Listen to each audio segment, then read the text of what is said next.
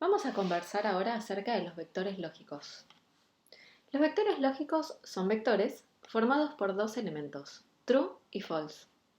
Hay operaciones que devuelven operadores lógicos que van a ser lo que más usemos para contar. Vamos con un ejemplo. Voy a definir los vectores x e y. X va a contener los valores 5, 7 y 1 y va a contener los valores 3, 8 y 2. Ahora le voy a preguntar a R si x es menor que y. De esta manera, escribo x menor a y. Como todas las operaciones que estuvimos viendo en R, ¿qué va a hacer cuando le pregunto esto? Va a analizar elemento a elemento, va a comparar el primero con el primero, el segundo con el segundo, el tercero con el tercero. Lo que me va a devolver es un vector lógico que indica true si el elemento de x es menor al de y false en caso contrario. Lo hace para cada coordenada. Si quisiéramos guardar estas respuestas, tendríamos que crear un nuevo objeto, lo voy a llamar z, en el que voy a guardar este vector lógico. Observamos a la derecha que z ahora es otro nuevo tipo de vectores de los que habíamos visto. Vimos numéricos, vimos de caracteres y ahora vemos un vector lógico. ¿Qué utilidad tiene? R considera al true como un 1 y al false como un 0. Por lo tanto, a este vector lo podría sumar. Y tiene sentido, no es que estoy sumando palabras, estoy sumando unos y ceros. Y por eso es que este tipo de vectores nos va a servir para contar. Si sumo z, lo que hice fue contar la cantidad de elementos en los que x era más chico que y. ¿Se te ocurren utilidades ya para esto? Si quiero analizar si los elementos son iguales, el operador que uso es el doble igual. X igual a y le pregunta a R elemento a elemento si son iguales o no. Nuevamente me devuelve un vector lógico que vale true donde se cumple y false donde no.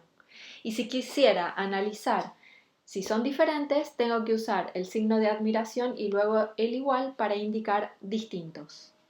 Nuevamente puedo sumar y de esta manera estoy contando la cantidad de elementos que son distintos. Los vectores lógicos van a ser los que nos sirvan para estimar probabilidades. Conversemos ahora un poco acerca de matrices. Una matriz bien puede pensarse como una tabla de doble entrada y en cada uno de los espacios de esa tabla podremos nuevamente ir almacenando números. Para cargar una matriz en R tenemos que dar un poco más de información que cuando cargábamos vectores, ya que no solo tenemos que avisarle qué números queremos cargar, sino también dónde cargarlos. Veámoslo en un dibujo. Veamos nuestra tabla de doble entrada. Vamos a tener que avisarle al R cuántas filas y cuántas columnas tiene nuestra tabla. Después vamos a tener una lista de números que queremos cargar. Y ahora tenemos que decidir si esos números los vamos a cargar por filas o por columnas. Una vez que decidimos si lo cargamos, por ejemplo, por filas, R va a ir cargando el primer elemento en el primer cuadradito, el segundo en el segundo, pero ubicándose por filas, y así va a ir cargando cada uno de los elementos.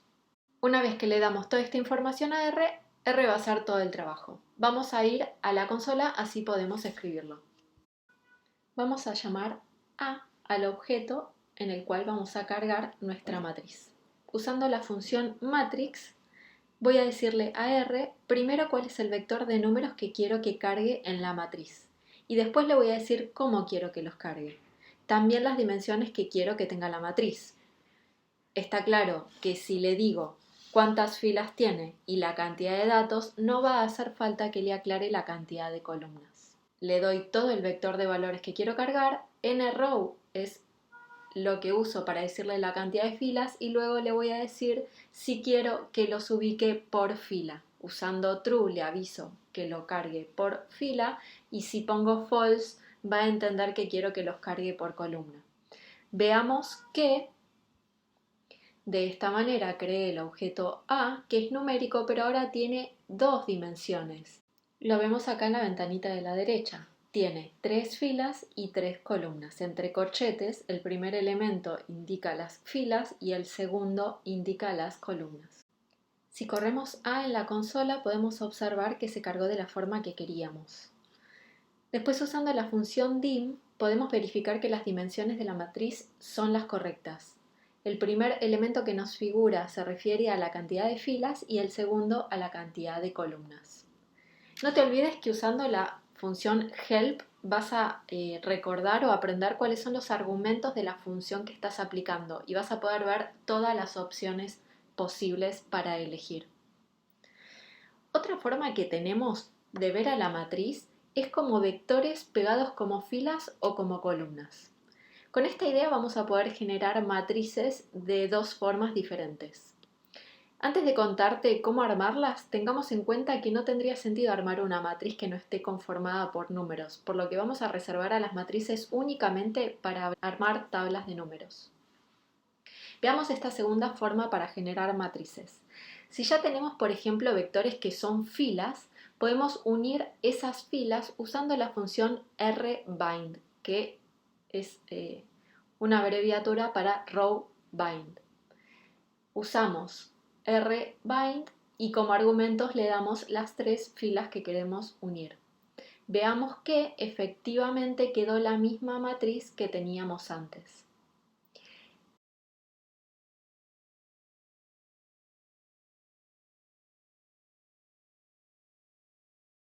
La misma idea es si lo que tenemos son las columnas. Ahora, en vez de usar esa función rbind, como queremos unir columnas, vamos a usar la función cbind. Y nuevamente obtenemos el mismo resultado.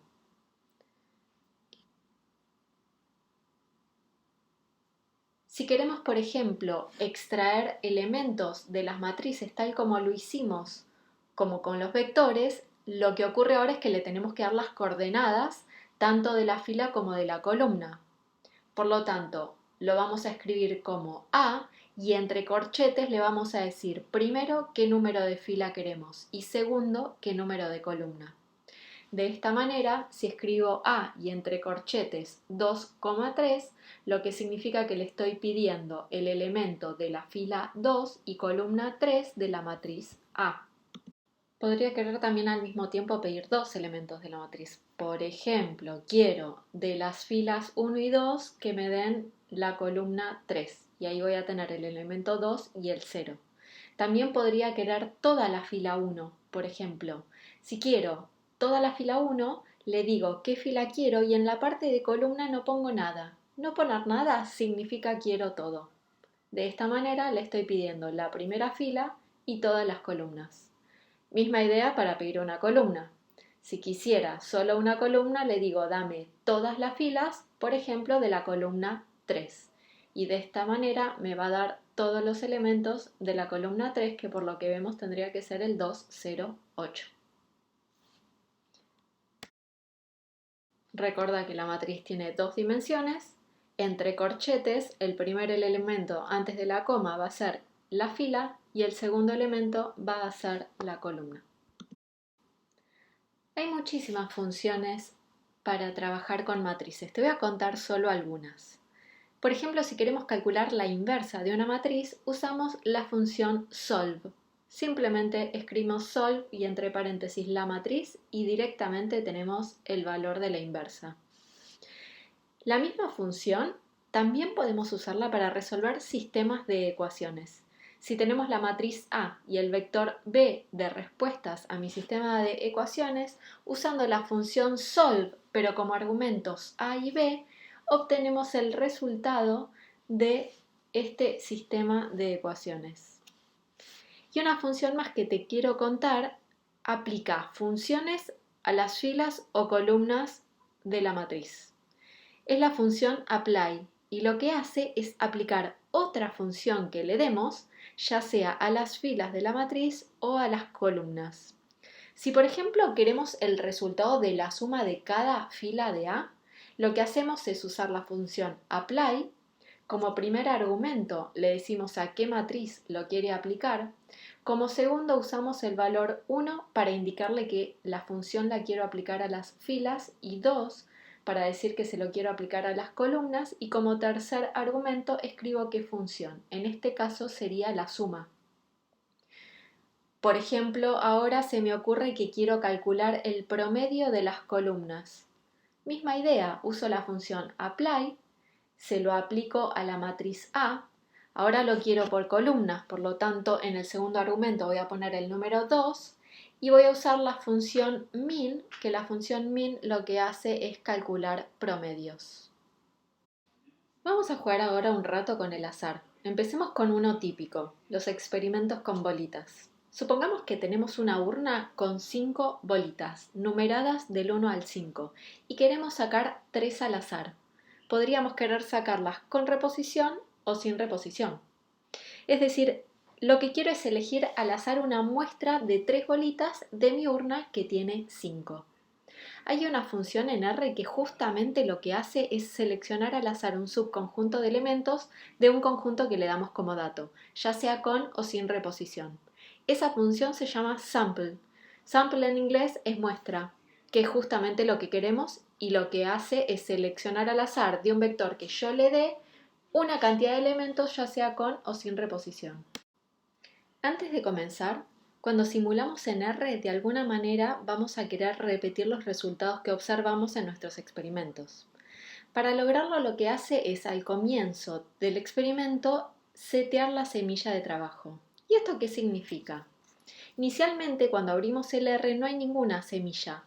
Una nueva es creada a partir de la hora de la computadora.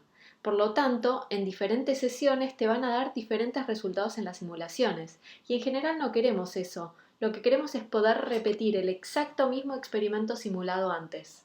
Es por eso que al comenzar una simulación siempre seteamos la semilla de comienzo en un número. El número es el que vos quieras, para después poder reproducir tu experimento.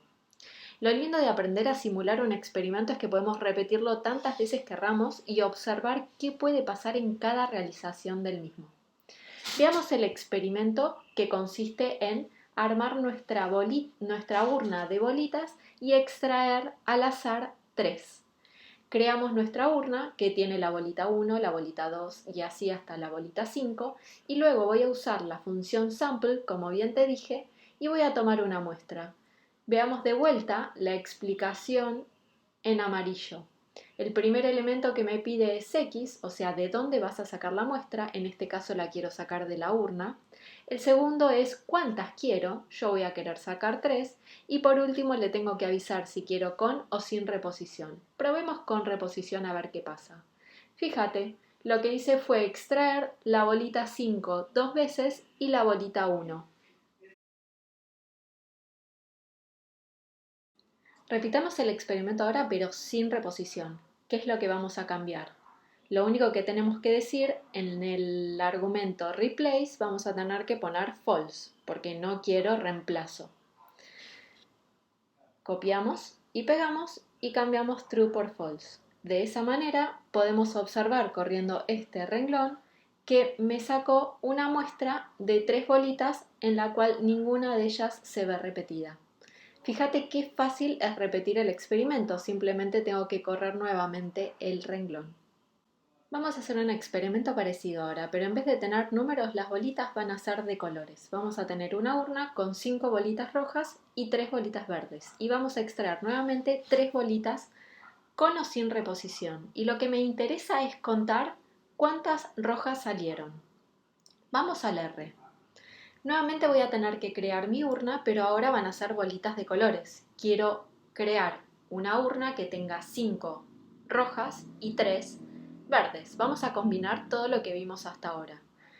Voy a usar la función rep para repetir el color rojo 5 veces. Y esto lo voy a concatenar con otra repetición, pero de verde 3 veces. De esa manera tenemos nuestra urna conformada por las bolitas de colores.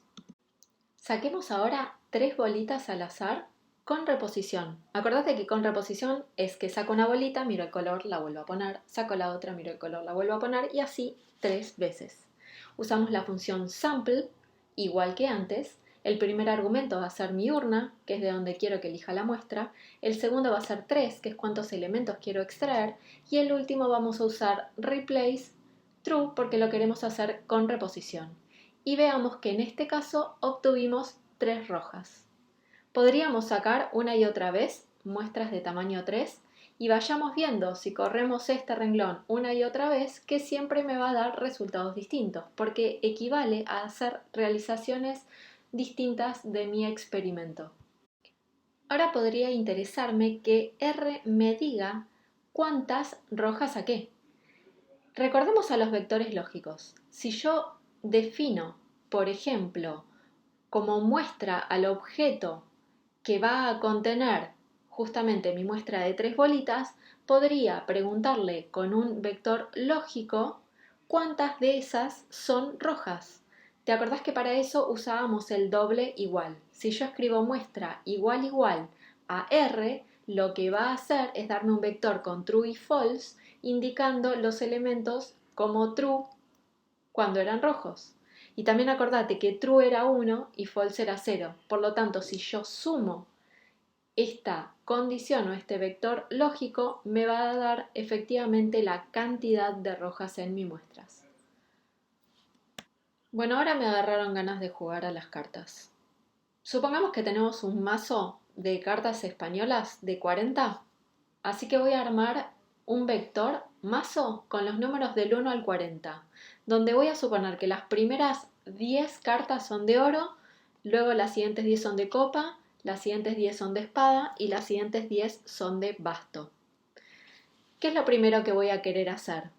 Lo primero que voy a querer hacer con un mazo es mezclarlas. ¿Se te ocurre cómo podés, usando lo que vimos hasta ahora, mezclar cartas? A mí se me ocurre que puedo usar la función sample. ¿Por qué? Porque si yo elijo sin reposición un subconjunto que tenga igual cantidad de elementos que el conjunto original, lo que voy a estar haciendo es mezclando los elementos. Efectivamente, si tomo una muestra de mi mazo de tamaño 40 y sin reposición, voy a poder obtener todas las cartas mezcladas. En lugar de poner 40, una forma más genérica sería, bueno, elegí una cantidad igual a la longitud del vector del cual estás eligiendo. Observemos el resultado. Tenemos todos los números de las cartas mezcladas. ¡Excelente! Entonces ahora lo que podría hacer es jugar. Si jugamos al truco, puedo repartirme 3 cartas a mí y después 3 cartas a vos. Vamos a hacer así. Voy a sacar sin reposición de mi mazo 6 cartas. Recordá que las primeras 3 son mías y las siguientes 3 son tuyas. A ver qué sale. Bueno, me parece que con estos resultados ganaste vos. Este es un primer indicio para empezar a jugar con el azar. Seguiremos más adelante con todo esto para poder aprender a estimar probabilidades.